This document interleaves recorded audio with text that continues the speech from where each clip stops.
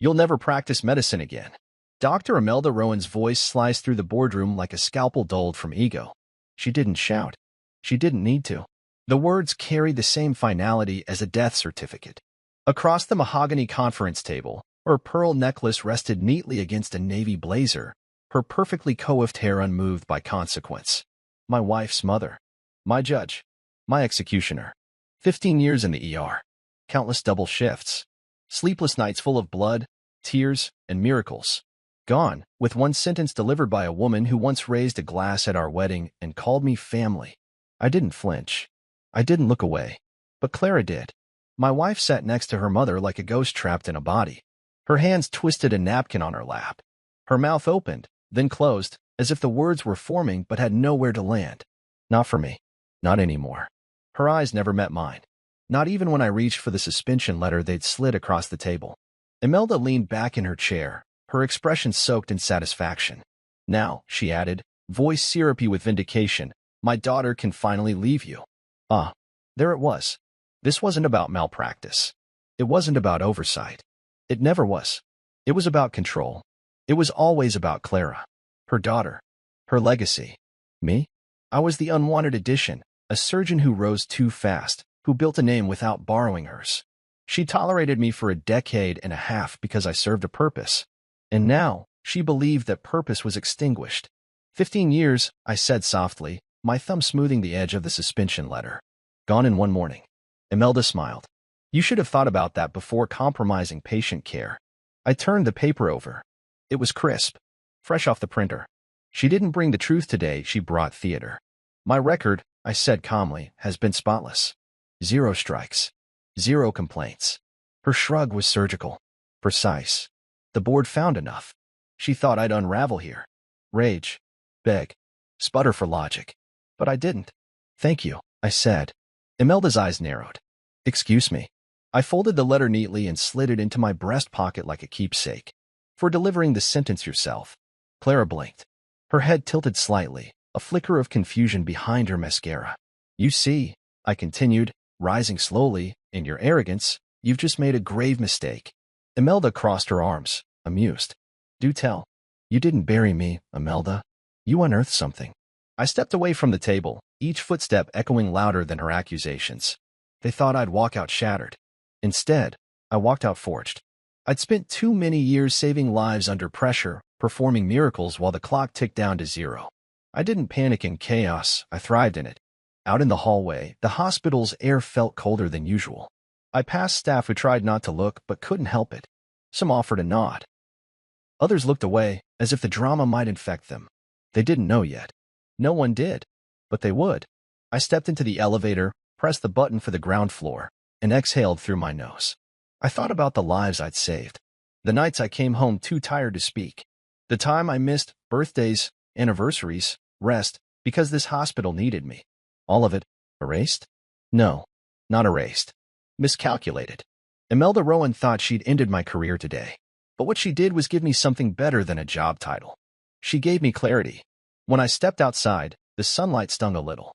The day looked too bright for what just happened, but maybe that was the point. Some endings were disguises. As I reached for my keys, I glanced back at the hospital's towering glass windows. They reflected the sky, the clouds, the city beyond. And somewhere in there, they still reflected me. For now. Because while she thought I'd fall apart, what she didn't know was that I had always kept receipts. Notes. Backups. Quiet little insurance policies no one ever noticed. And now, for the first time, I was going to use them, not to save patients, but to expose predators in white coats. It wasn't the end. It was the incision. The cut before the surgery. And Imelda Rowan just handed me the scalpel. The letter was still in my hand when I stepped into my office. It felt heavier now, like it carried the weight of every hour I'd ever logged. Every limb I'd ever stitched back into usefulness. Every chest I'd ever cracked open under fluorescent lights. The hallway buzzed behind me, muted voices, cautious glances, the tension of gossip trying to stay professional. News spreads fast in hospitals, especially when it's laced with scandal. I locked the door behind me. My office, usually a place of order and purpose, felt foreign now. A framed certificate tilted slightly on the wall, my board certification. I stared at it for a second, then walked past it. That paper meant nothing today. The woman who once congratulated me on earning it just tried to erase everything it stood for. I sat at my desk, the chair creaking under me like it was bracing for what came next. I placed the letter down and stared at it. The official suspension. It even had the hospital crest embossed at the top, like a trophy for betrayal. Suspended pending review. Except there would be no real review. Imelda didn't operate in gray areas. She buried threats before they could explain themselves. A soft knock broke the silence. "Come in," I called out. The door cracked open, and Paige Sandoval stepped inside. Her face was flushed, and her jaw was locked tight. Paige wasn't just a nurse, she was a sentinel. She'd been in the ER longer than anyone. She trained half the staff that worked under me. And today, she looked like she wanted to burn the place down. "I heard," she said. "God damn it, I heard." She closed the door behind her and walked over to the desk, her scrubs still flecked with whatever chaos she just pulled someone through. Her eyes darted to the letter. "They actually did it?" I nodded. Her nostrils flared. "This is bullshit." "You know how it works," I replied. "If the right person says it enough times, it becomes real." She leaned on the desk, lowering her voice. "Imelda's been bragging. She's walking around like she just put down a rabid dog, saying she eliminated the liability." She made air quotes with her fingers. I didn't react. "Not yet. But something's off," Paige continued. "She keeps referencing care violations that don't exist. Her version of events doesn't match what actually happened in any of those cases." That made me sit up straighter. "What do you mean?" Paige hesitated, then stepped closer. 2 weeks ago, I came in early. Around 5:15. I saw Imelda in the records room. The digital terminal was logged in, but it wasn't her name on the screen. It was Dr. Singh's. "Armin?" I asked, narrowing my eyes. "He's been on leave for a month." "Abroad." "Exactly." And the access time didn't make sense either. It showed a remote login from the terminal itself. When I said hi to her, she practically jumped. I stood, slowly. My brain kicked into a different gear, the gear it switched to when a patient coded and the world narrowed into instinct and pattern recognition. "She's altering records." "I can't prove it," Paige said. "But if she's using someone else's credentials to access files and rewriting case histories, then this isn't just about taking you down. It's about covering something up." I opened the file drawer behind my desk and pulled out a hard drive. It looked unremarkable, just a black square with a blinking light, but it was more reliable than any server Imelda had her hands on. I plugged it in. "What are you doing?" Paige asked. "I built a redundancy system 3 years ago," I said, fingers moving over the keyboard. "Encrypted. Offline backups. Every chart, every procedure I performed, scanned and stored. Not just summaries, the full workups. Voice memos from rounds. Video consults. Paper trail duplicates. I've got everything." Paige's expression shifted from anger to hope. "And if her version doesn't match yours, then we have proof of tampering. And motive." I opened one of the flagged cases, an elderly man listed under post-operative infection. According to the current hospital file, I'd approved an experimental treatment. But my backup showed something else: standard antibiotics, recovery progressing normally, and zero mention of an alternative procedure. That entry had been rewritten. "She's sloppy," I murmured. She changed the digital file, but didn't know I had the original. I looked up at Paige, who now sat across from me, arms crossed tightly. Imelda thought she was killing my career. But what she didn't know was that she just triggered an investigation. She grinned. "What now?" "Now I dig. Quietly. Thoroughly." I copied the files, encrypted them twice, and backed them up again to a second location. This wasn't just about defending myself anymore. This was about pulling the curtain back on something that ran deeper than me. I wasn't just a surgeon. I was a man who paid attention. And the more I looked beneath the surface of her lies, the more I realized this wasn't personal vengeance. It was organized crime, dressed in a lab coat. I didn't sleep that night. I couldn't. Not after what I found. My office had turned into a war room, laptop glowing in the dark, papers spread across the desk like the aftermath of a storm. The hum of my backup drive was the only sound in the room. That, and the steady thud of my pulse. It had started as a search to defend myself. But now? Now I was standing knee-deep in something far more dangerous. I pulled up patient file #27389A Mrs. Lindstrom. She was 84, out of network, and had come in for a fractured femur after a minor fall. My records showed I admitted her, ordered standard orthopedic consultation, and kept her under 72-hour observation. Simple. Clean. But the hospital's current digital record said I'd approved a biogenetic stabilizing implant trial, a procedure I never ordered, never even discussed. Billing said she was transferred to the East Wing for advanced care. That wing wasn't even standard access. And it wasn't just her. I cross-referenced other patients with similar anomalies, those transferred to that private wing Imelda always championed during budget meetings. At first glance, it looked like high-level care. But as I combed through each file, a chilling pattern emerged. Elderly patients, often with no close family, or uninsured cases shuffled in from urgent care partnerships. Their diagnoses were tweaked just enough to qualify for high-margin procedures.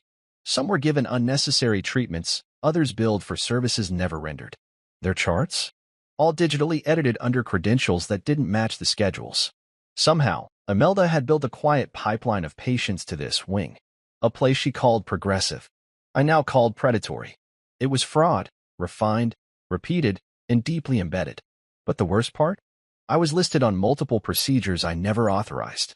She hadn't just tried to ruin my career.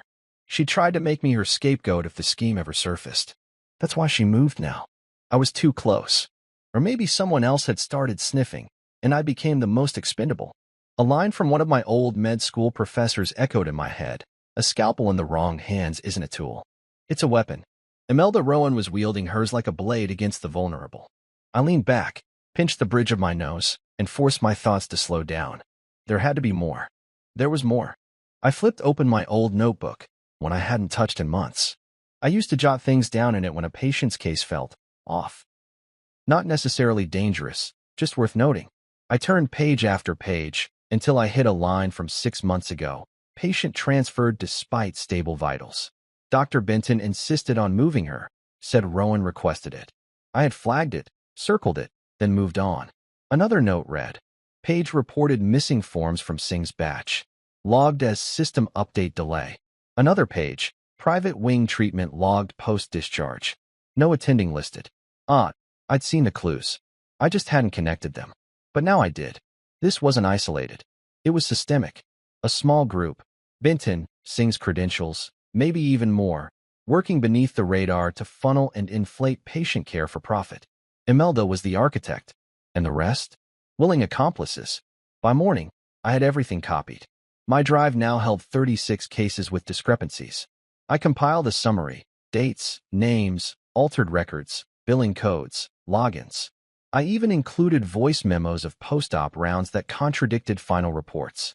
The kind of evidence that made silence no longer an option.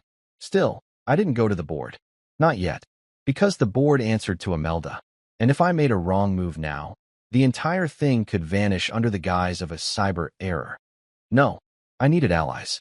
I emailed one person, Dr. Maya Ellison. I hadn't spoken to Maya in over a year, but I'd mentored her during her residency. Smart, level-headed, integrity stitched into her DNA. She was now a liaison on the hospital's ethics board. I kept it brief. I need a discreet meeting. It concerns Imelda Rowan and medical ethics violations. I'll bring proof, but it has to be off the record for now. I hit send. Then I did something I never thought I'd do. I pulled out a card from my drawer. It had been sitting there since the day it was handed to me at a healthcare conference.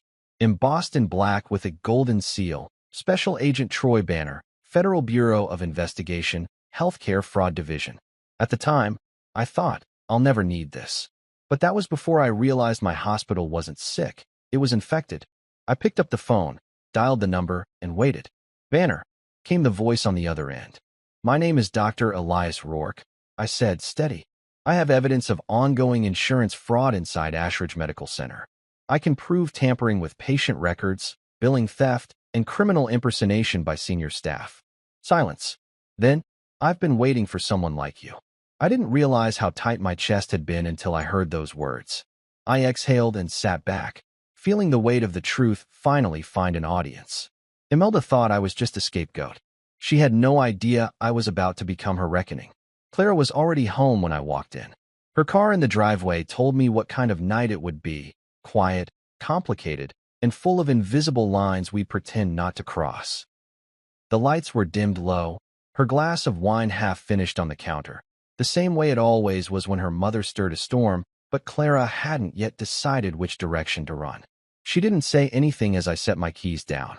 Just watched me with that clinical calm all neurologists carry, trained to read the most complex organs in the body, yet somehow still surprised by the heart. I didn't let the silence stretch. Sit, I said not unkindly.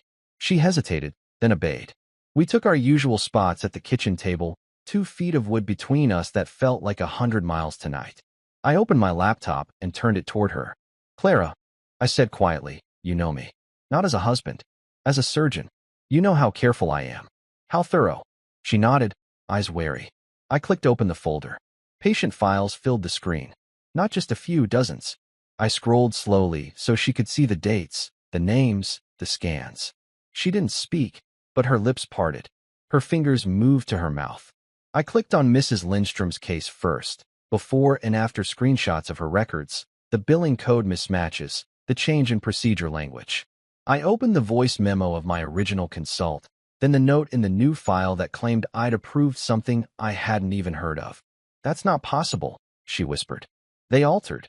Yes, I said. They did. I clicked again. Another case. Then another. The East Wing, the transfers, the inflated bills. The timestamps didn't match physician logins. Some records were written under Singh's name while he was in Nepal. Jesus, Clara murmured. She's not just trying to destroy me, I said. She's been orchestrating a scheme that steals from patients, from insurers, and hides behind medicine to do it. She leaned back like the room had shifted under her. I need to think. I know. I mean, what do you want me to do? She asked, suddenly defensive, as if her brain needed a shield against her mother's crimes. She's still my mother. I finished for her. Yeah, and you're not her. I'm not asking you to go to war. I'm just asking you to look. Really look. She stood and paced toward the sink. Her shoulders sagged, and for the first time in years, I saw the little girl she must have been, trying to please a queen who only handed out affection like medicine, in small, bitter doses. I need to think, she repeated. That's fine, I said, but I won't be waiting. I've already contacted the FBI. She turned sharply, eyes wide. You what? Special Agent Troy Banner. Healthcare, Fraud Division. I gave him a preview of the data. He didn't hesitate. Clara's voice cracked. Do you know what you're doing? I'm protecting every patient who ever trusted us. Every nurse. Every intern who wondered why they couldn't speak up. And yes, every damn part of my name she tried to erase. She didn't speak again, just stared at the counter, like she was waiting for it to offer answers. But there weren't any easy ones left. She left the kitchen an hour later, quietly, with no good night. I let her go. The next morning, I met with Maya Ellison in a corner booth at an old diner just off campus. She hadn't changed much, still sharp-eyed, quick-tongued, and allergic to nonsense. She listened without interruption as I explained everything. When I handed her the flash drive, she looked down at it like it might explode. You sure about this? She asked. Yes, I said. Her fingers curled around the drive. Then I'll handle the board. I nodded. Good. Because there's more coming. And it won't be polite. Later that day, I met Banner in a black SUV parked across from the hospital's east entrance. He didn't wear a badge, didn't flash anything official.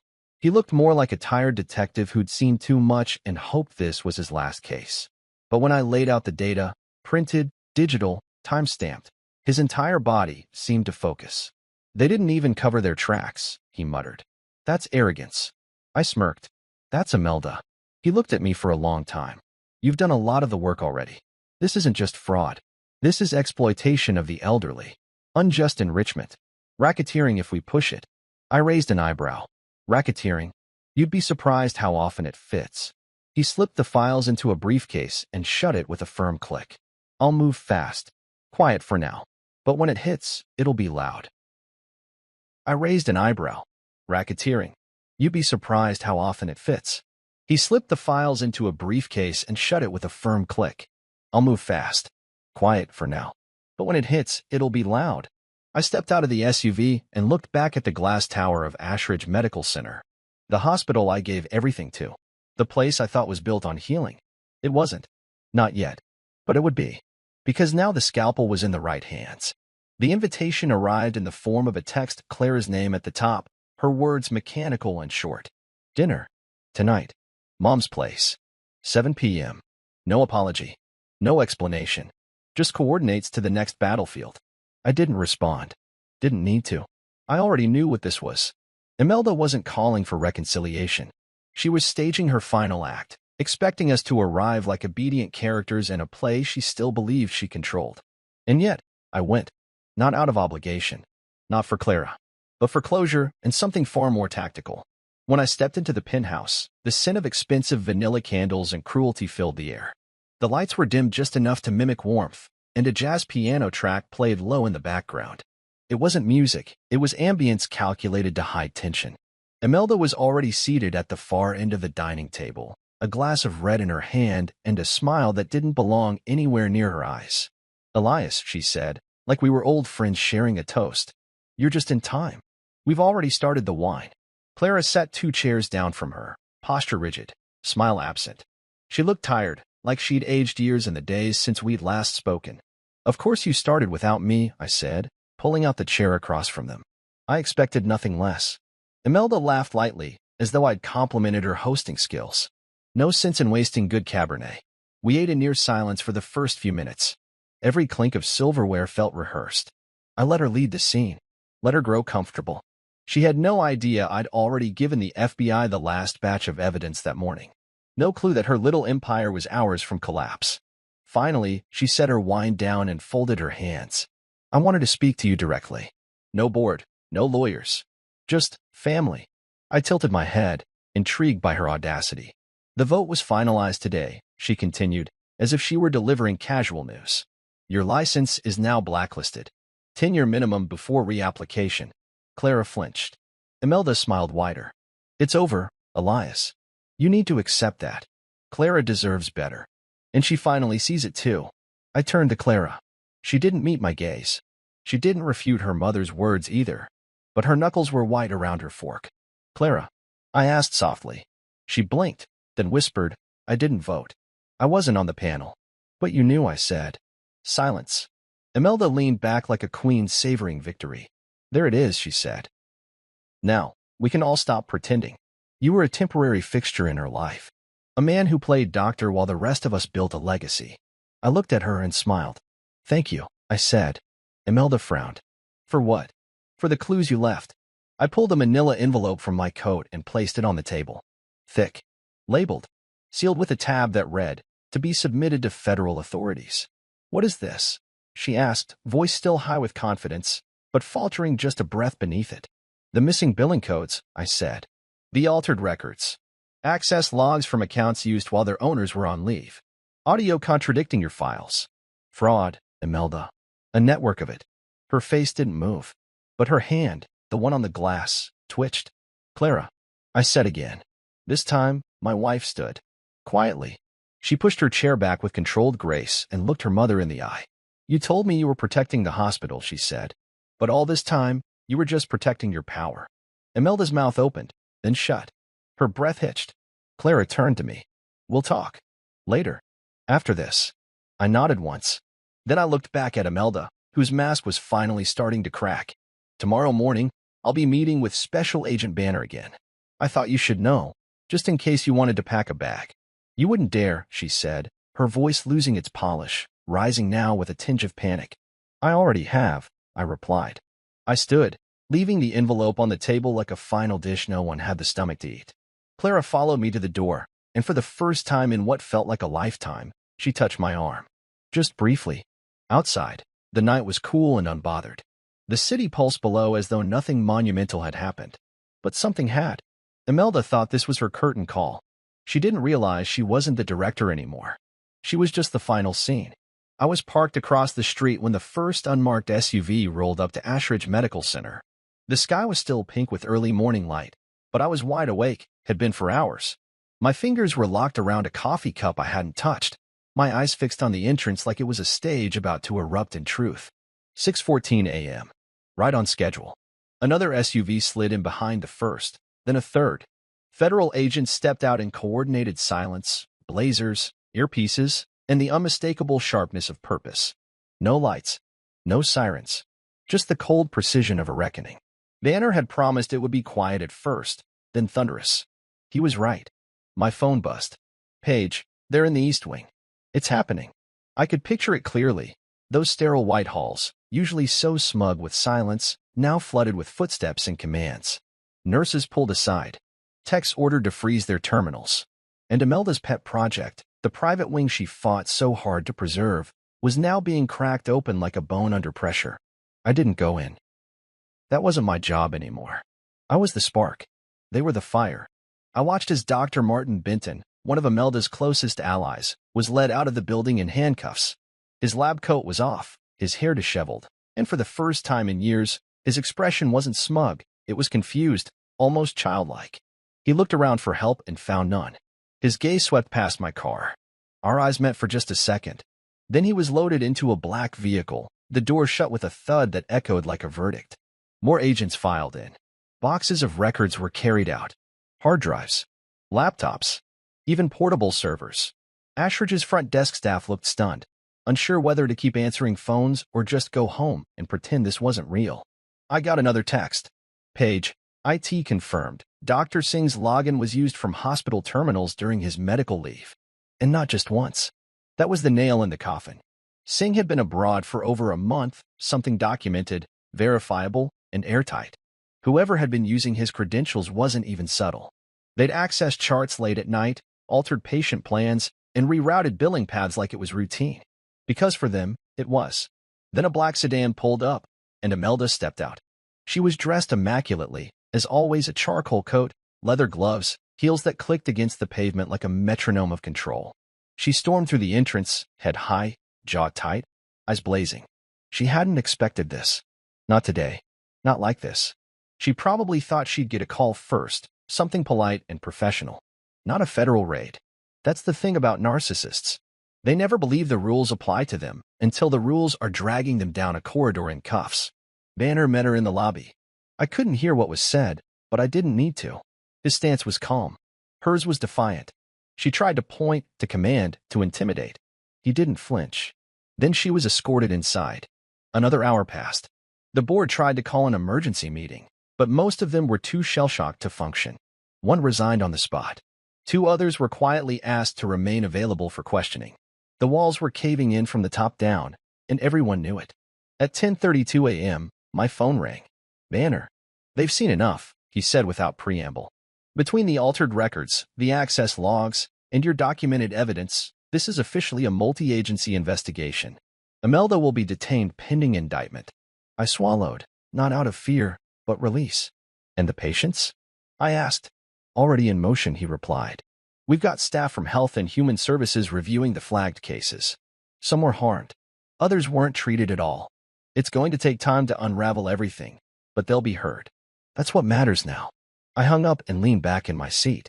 I should have felt triumph, satisfaction, something resembling victory. But all I felt was exhaustion. Like I just stepped out of a 12-hour surgery with no guarantee the patient would live. Ashridge wasn't just my hospital. It was my second home, my battlefield, my sanctuary. And now, it was a crime scene. Still, a part of me felt something else, something quieter, deeper. Hope. Because maybe now, healing could finally begin. The corruption had been cut open, the rot exposed. And somewhere behind those glass doors, the real doctors, the real nurses, the ones who stayed quiet out of fear, could finally breathe again. I drove away without looking back. There was still more to do. The truth was out, but the justice hadn't finished arriving. And neither had I. The news hit like a hurricane that refused to be ignored. 3 days after the raid, Ashridge Medical Center wasn't just in crisis, it was in freefall. Every headline screamed some variation of the same truth. Scandal at Ashridge, fraud in the East Wing, boardroom corruption unveiled. The media didn't soften the edges, and they didn't need to. The numbers spoke for themselves. 152 cases flagged. 12 doctors investigated. 4 already arrested. And the name at the center of it all? Imelda Rowan. I walked through the hospital's West Wing that morning with a visitor's badge clipped to my coat. Strange how quickly a place could turn unfamiliar, even when you'd once memorized every emergency exit, every supply closet, every heartbeat that echoed down its halls. People glanced at me differently now, some with guilt, others with gratitude, and a few still unsure if I was a threat or a savior. Outside the boardroom, the door was slightly ajar. I heard raised voices. We can't just reinstate him. Someone snapped. It's too soon, too messy. Another voice. Too messy? He's the reason we still have a functioning ER. The man was set up, and you know it.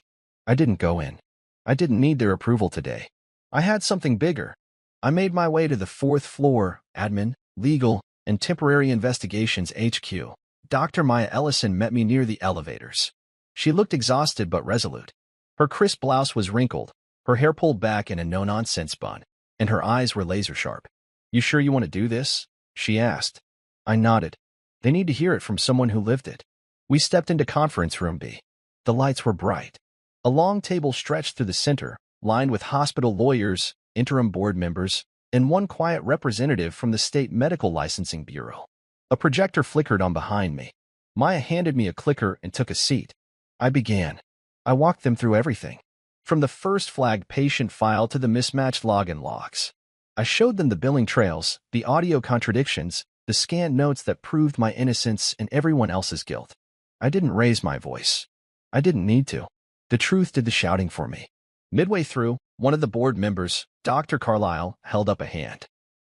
"You're saying she manipulated the system over years?" I clicked the next slide. Not just manipulated. She redesigned it to shield herself. Built a structure of fake accountability. One that could absorb any whistleblower's voice and suffocate it before it reached sunlight. Maya leaned forward. And she nearly succeeded. The room went quiet. For the first time since this began, I saw real discomfort. Not the kind people fake for headlines, but the kind that makes you shift in your seat and wonder how many people you failed just by staying quiet. By the end of the meeting, no one clapped. No one congratulated me. They just nodded, grim, shamed, and alert. Progress.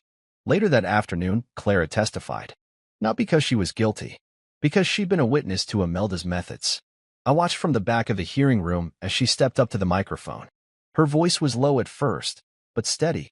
She spoke about the pressure to fall in line, the subtle manipulations her mother used to gain compliance. She admitted she saw her mother accessing files that weren't hers. She didn't accuse. She simply told the truth. When the prosecuting attorney asked how it felt to betray her mother, Clara paused. "I didn't betray her," she said. "I finally stopped betraying myself." There was no applause.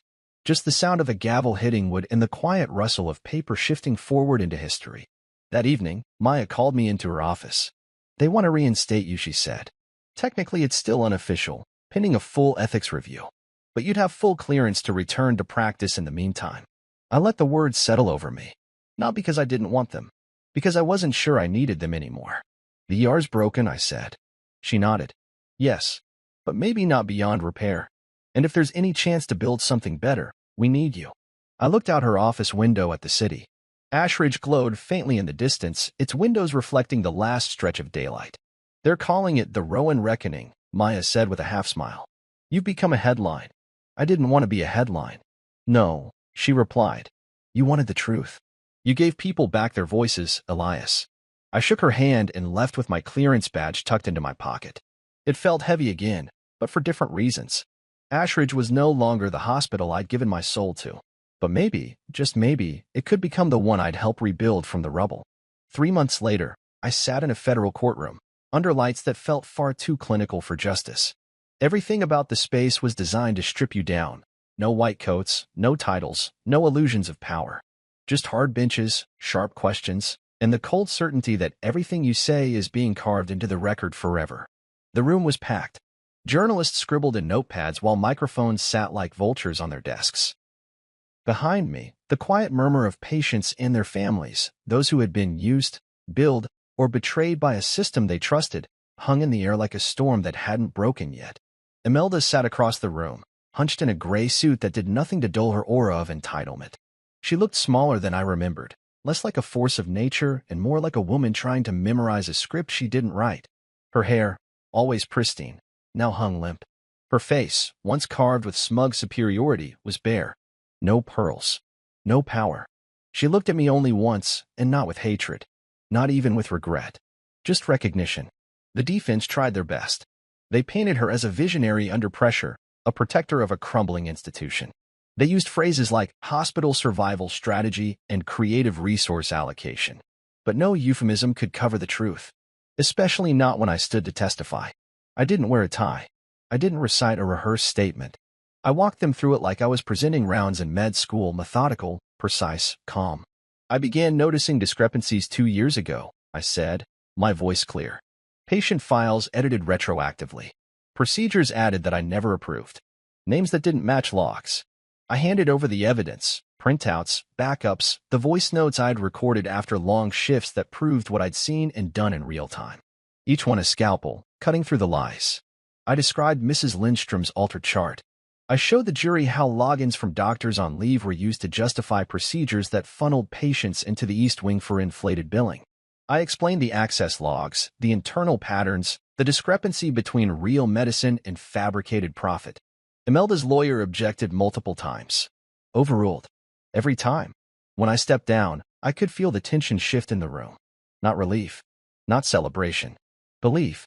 Then the patients came forward. A woman named Gloria took the stand. She was 82, hunched but fire-eyed, clutching a folded statement in trembling fingers. They told me I needed an experimental heart valve, she said. Charged my daughter's insurance $47,000. Turns out, I never needed it at all. A man in his 50s stood next. They moved my father into that private wing without asking. Said it was necessary monitoring. He was billed for 7 procedures. He only got one. One by one, the people Imelda had counted on staying silent gave their voices shape. None of them shouted.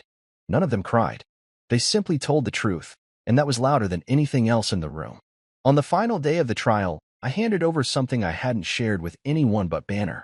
A journal. Not typed. Handwritten. Messy, imperfect, filled with notes scribbled between surgeries and during sleepless nights. It tracked every irregularity I'd noticed, every question I hadn't had time to answer, every moment when something didn't feel right but I hadn't yet seen the shape of the monster. The prosecutor held it up. Dr. Rourke kept this not to protect himself, but because he knew someone needed to remember what actually happened, before the system forgot it for him. The courtroom was silent. The jury deliberated for 4 hours. When they returned, their faces were unreadable. I didn't look at Imelda. I looked straight ahead, at the seal of the United States above the judge's bench. I focused on that. Guilty, the foreperson said. On all counts. Conspiracy. Medical fraud. Tampering with official records. Abuse of power. 4 others were convicted alongside her. The system she built so carefully fell in one breathless afternoon. As the judge announced sentencing to follow pending review, Imelda didn't cry. She didn't collapse. She just sat there, hands folded in her lap, like a queen without a kingdom.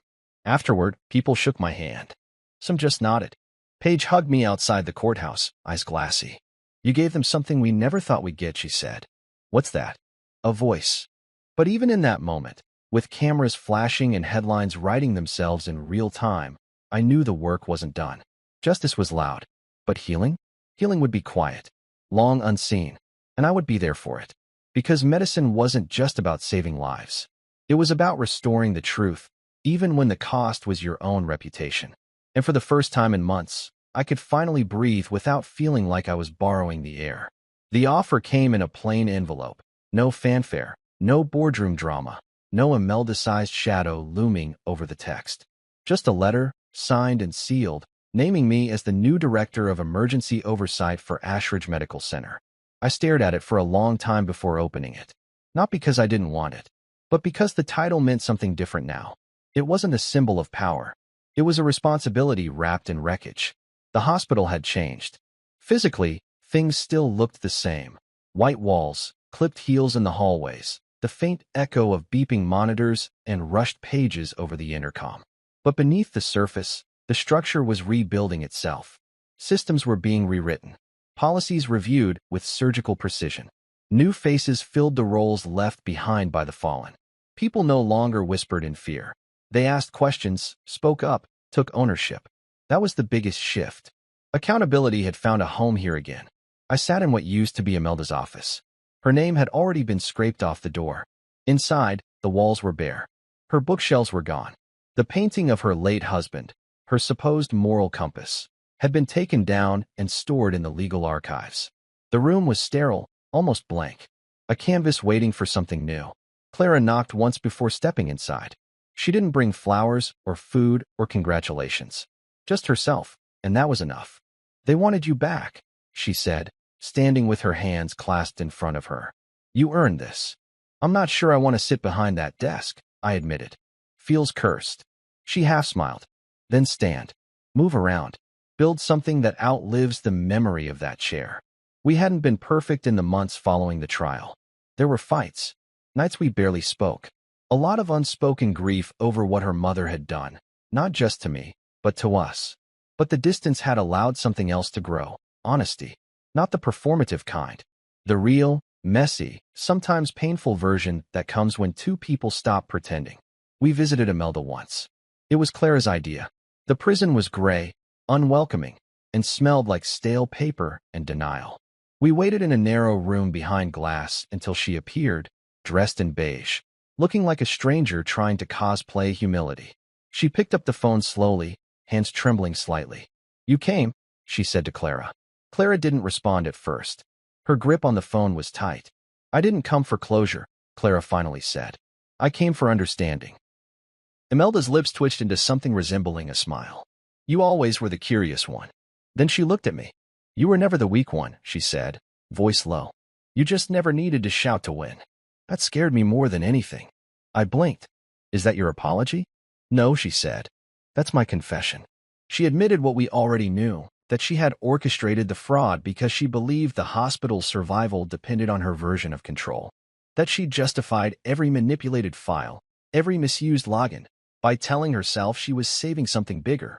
In the end, it had been about legacy, about fear, about keeping Clara under her thumb, and keeping me out of the picture once I became too independent to steer. I didn't forgive her for the corruption. I didn't forgive her for the damage she caused. But I forgave her for Clara. That was the only piece I could let go of. Back at Ashridge, change was constant. We implemented the triple verification system I had once quietly proposed but was shot down by Imelda for being overly cautious. Now, every patient entry required 3 points of confirmation: attending physician, nursing lead, and digital timestamp. Every signature was traceable. Every change audited. Paige helped train the staff. Maya took the interim chief role full-time. In the East Wing, it was rebranded entirely, no longer a private haven for exploitation, but a specialized recovery and teaching center. Transparent, accessible, real. On my desk sat 2 photographs. One of me in my graduation gown from Columbia Medical. I was smiling, young, full of naive certainty that medicine was a pure field. The second photo was from a front-page article of the Boston Ledger. It showed me walking out of the federal courthouse, the headline stamped above it, "The doctor who took down a dynasty." Clara walked in one evening just after the lights dimmed. She held 2 coats, hers and mine. "Ready for dinner?" she asked. I glanced once more at the desk. At the folders, the case reviews, the now-clean hospital map pinned to the wall. "Yeah," I said, taking the coat. "Let's go." Because while medicine had always been my calling, justice had become my purpose. And this time, I was rebuilding both. 1 year later, Ashridge doesn't feel like the same place. It breathes differently now, steadier, sharper. Like a body that survived trauma and come back stronger, scarred but not ruined. The walls are the same sterile white. The halls still smell like antiseptic and coffee, but something in the way people walk, the way they look each other in the eye, it's changed. Trust is back. Accountability, too. Every department now uses the triple verification system I helped design. It's not perfect, nothing in medicine is, but it's airtight enough to keep liars from slipping through the cracks again. Records are transparent. Billing logs get cross-checked in real time. The interns are taught how to speak up before they're ever taught how to scrub in. And when they ask who created the system, no one names me. That's how I know it's working. It's no longer about one person. It's culture now. I do rounds twice a week, mostly in the trauma wing. My new title keeps me busier than I like, but I carve out time to walk through the ER with a clipboard in one hand and a quiet smile on my face. The patients still come in bleeding, screaming, barely breathing. Some things never change. But the people treating them? They carry something different now. A sense that someone's watching, not to punish, but to protect. I stop by bed 6. Young guy, motorcycle crash. Tib-fib fracture. He's sweating, eyes wide, scared. The resident on duty, Patel, looks over to me, and I nod once. "You've got this," I say. She steadies, then gets to work. I trust her. That wasn't always true around here. On my office shelf are 2 framed photos. One from my med school graduation. Me, full of impossible hope, arms around my parents before they passed. The other, newer. A black and white shot from the Boston Ledger. I'm stepping out of the courthouse, eyes forward, jaw set. The caption reads, "Whistleblower doctor who took down a titan." I didn't ask for that headline. I didn't want to be known for what I destroyed, but I'm proud of what I helped build after. Clara knocks on my door around 5:45. She doesn't work here anymore. She moved to a neurology clinic uptown. Needed a clean break from the legacy her mother tried to chain her to. We meet for dinner on Thursdays, without fail. No more silent car rides or tiptoeing through the wreckage of old fights. We still have our moments, but we talk now. Really talk. She steps in, coat over one arm, hair tied up, still brilliant and stubborn and too good for half the world. You ready? She asks. I close the folder in front of me. Internal audit notes. Nothing urgent. Yeah, I say, rising. Her eyes land on the ledger photo. She smirks. Still keeping that. Maybe I'll trade it for something framed in peace one day. She picks it up, studies it. Funny how she said you'd never practice medicine again. She was half right. I say, taking the photo back and returning it to its place. She just didn't realize you'd practice something bigger. I nod. Justice. As we step into the hallway, nurses smile and nod. A few even greet me by name, not out of duty, but out of genuine respect. That's the currency now. Not fear. Not hierarchy. Just earned trust. Down in the lobby, the wall behind reception has changed. Where there used to be a giant plaque with board members' names, now there's a quote engraved in glass. It's a sentence pulled from my courtroom testimony. I didn't know they'd use it until it appeared one morning. Medicine without integrity is malpractice in disguise. I stop sometimes and just read it. Not because it's mine, but because it reminds me what this all cost and why it was worth it. Clara squeezes my hand as we pass. Outside, the air is cold but clean. Boston in early spring. The city moves around us, cars humming, strangers passing by with bags and coffees in their own quiet battles. The world hasn't slowed. It never will. But I have learned to breathe in it again. To live in it. To fight for it, not just from the oar, but from any place where truth matters more than titles. Some people ask if I miss surgery. I do. Every day. But I don't miss who I had to become to survive inside the old Ashridge. Now, I operate in a different way. I cut through corruption instead of tissue. I stitch up systems instead of arteries. I'm in more than bodies. I'm in the machinery that holds them. And that pulse, the one I thought they killed when they took my license, when they turned my life into a trial, it's still here. Stronger. Because the truth? The pulse never stopped. They just didn't know how to listen.